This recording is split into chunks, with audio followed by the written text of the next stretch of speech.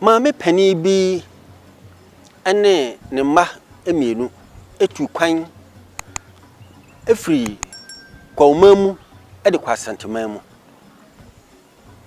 Ebra maame no okro no na ono ane ba baako. Ana ne nua a na ono so afiri mu enso so emba mienu oberemba ene oba. Obetra asantemamu di dwa ekwa akiri. Afi enkola yinyini ye. Edu baabi no na emaare de o maso awade. Ene kwasem se nanka ni nua eba ba no. Ana nanka oye penna. Obi eba ye. Ebe sede epe so be ware no. Nanso maami ampere so de ono ankasa ne ba no emaye. Esanse na opani no ewusika. Oware no de no koye. Afi eye kakra no. Obofuo bi anu nso ti krom ho.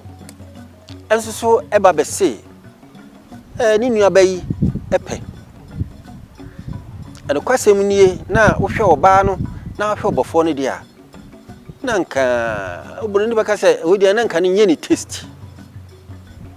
Na nso so ni maami efoso ya de ni nua bayi ema obofo yi aware. Onu ankasa no bana aware okoye no. Edi be se mfiedu na wo mamu. Nti ema obema no ka se wuntimi ngodi a misumi ntimi no wontena. Ema saa wade no guye.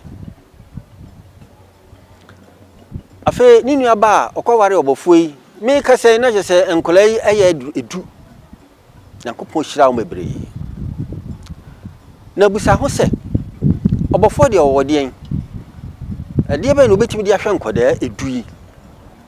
Nanso Yankopon ade be ye no.